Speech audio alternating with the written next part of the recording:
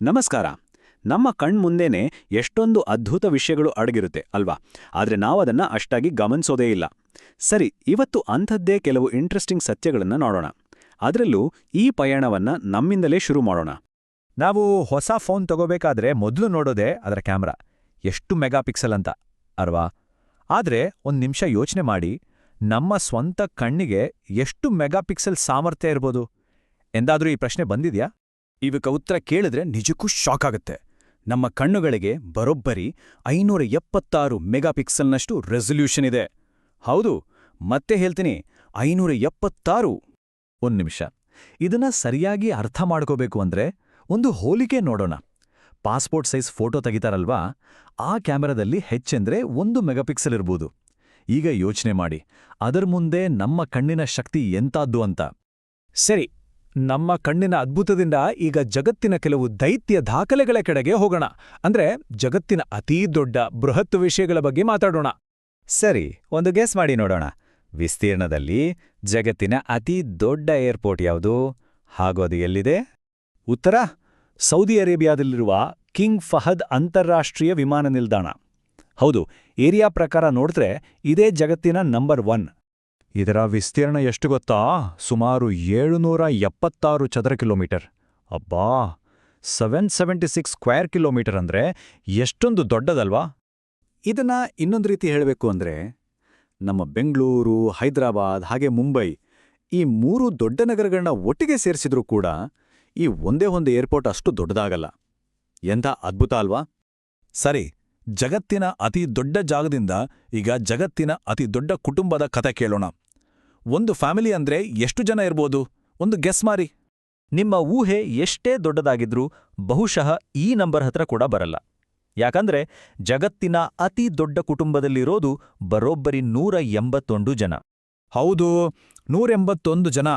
ಈ ಕುಟುಂಬದ ರಚನೆ ಹೇಗಿದೆ ಅಂದ್ರೆ, ಒಬ್ಬ ಯಜಮಾನ, ಅವರಿಗೆ 39 ಪತ್ನಿಯರು, 94 ಮಕ್ಕಳು ಮತ್ತೆ 33 ಮೊಮ್ಮಕ್ಕಳು. ನಿಜಕ್ಕೂ ಇದೊಂದು ವಿಶಿಷ್ಟವಾದ ಕುಟುಂಬ ಅಲ್ವಾ? ಸರಿ, ಈಗ ನಮ್ಮ ದಿನನಿತ್ಯದ ಜೀವನಕ್ಕೆ ವಾಪಸ್ ಬರೋಣ. ನಾವು ಪ್ರತಿದಿನ ನೋಡುವ ಕೆಲವು ಸಾಮಾನ್ಯ ವಸ್ತುಗಳ ಹಿಂದೆ ಎಂಥ ಅಸಾಮಾನ್ಯ ರಹಸ್ಯಗಳು ಅಡಗಿವೆ ಅಂತ ನೋಡೋಣ. ಸ್ಯಾಟಲೈಟ್ ಫೋಟೋಗಳನ್ನ ನೋಡಿದಾಗ ಅದಕ್ಕೆ ಚಿನ್ನದ ಬಣ್ಣದ ಫಾಯಿಲ್ ಸುತ್ತಿರೋದನ್ನ ನೋಡಿರ್ತೀವಿ. ಯಾಕೆ ಹಾಗೆ ಮಾಡ್ತಾರೆ? ಸುಮ್ನೆ ನೋಡೋಕೆ ಚೆನ್ನಾಗ್ ಕಾಣ್ಲಿ ಅಂತನಾ? ಖಂಡಿತ ಇಲ್ಲ. ಅದರ ಹಿಂದೆ ಒಂದು ದೊಡ್ಡ ಸೈನ್ಸ್ ಇದೆ.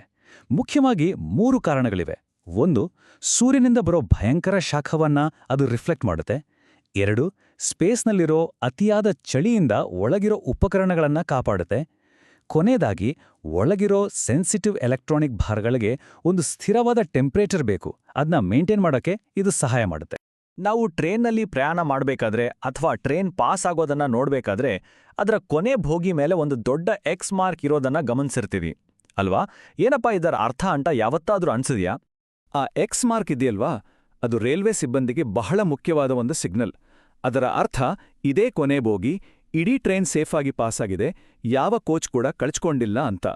ಇದು ಒಂದು ರೀತಿ ಸೇಫ್ಟಿ ಕನ್ಫರ್ಮೇಷನ್ ಇದ್ದಾಗೆ. ಅಷ್ಟೇ ಅಲ್ಲ, ಆ ಎಕ್ಸ್ ಮಾರ್ಕ್ ಜೊತೆಗೆ ಇನ್ನೆರಡು ವಿಷಯಗಳಿರುತ್ತೆ. ಒಂದು ಸಣ್ಣ ಬೋರ್ಡ್ ಮೇಲೆ LV ಅಂತ ಬರ್ದಿರ್ತಾರೆ, ಅಂದ್ರೆ ಲಾಸ್ಟ್ ವೆಹಿಕಲ್ ಅಂತ. ಜೊತೆಗೆ ರಾತ್ರಿ ಹೊತ್ತು ಕಾಣಿಸ್ಲಿ ಅಂತ ಒಂದು ಕೆಂಪು ಲೈಟ್ ಕೂಡ ಬ್ಲಿಂಕ್ ಆಗ್ತಾ ಇರುತ್ತೆ. ಸರಿ, ಕೊನೆಯದಾಗಿ ಒಂದು ಟೆಕ್ ಸೀಕ್ರೆಟ್. ಇದು ಬಹುಶಃ ನಾವೆಲ್ಲರೂ ಎದುರಿಸೋ ಪ್ರಶ್ನೆ. ನಮ್ಮ ಫೋನಿಗೆ ಅದರದೇ ಒರಿಜಿನಲ್ ಚಾರ್ಜರ್ ಬಿಟ್ಟು ಬೇರೆ ಯಾವುದಾದ್ರೂ ಚಾರ್ಜರ್ ಬಳಸಿದ್ರೆ ಚಾರ್ಜಿಂಗ್ ನಿಜವಾಗ್ಲೂ ಸ್ಲೋ ಆಗುತ್ತಾ? ಇದಕ್ಕೆ ಉತ್ತರ ಸಾಮಾನ್ಯವಾಗಿ ಹೌದು. ಯಾಕಂದ್ರೆ ಕಂಪನಿಗಳು ತಮ್ಮ ಫೋನ್ಗಳಿಗೆ ಅಂತಾನೆ ಸ್ಪೆಷಲ್ ಆಗಿ ಚಾರ್ಜರ್ಗಳನ್ನ ಡಿಸೈನ್ ಮಾಡಿರ್ತವೆ. ಸೊ ಅದರದೇ ಆದ ಅಫಿಷಿಯಲ್ ಚಾರ್ಜರ್ ಬಳಸಿದಾಗ ಫೋನ್ ಬೇಗ ಮತ್ತು ಸೇಫ್ ಆಗಿ ಚಾರ್ಜ್ ಆಗುತ್ತೆ.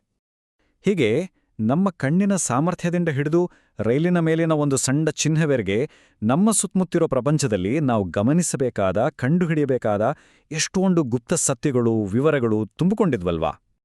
ಹಾಗಾದ್ರೆ ನಮ್ಮ ಸುತ್ತಮುತ್ತಲಿನ ಜಗತ್ತಿನಲ್ಲಿ ಇಂತಹ ಇನ್ನೂ ಎಂಥೆಂಥ ರಹಸ್ಯಗಳು ಅಡಗಿರಬಹುದು ಅಂತ ಯೋಚನೆ ಮಾಡಿದಿರಾ?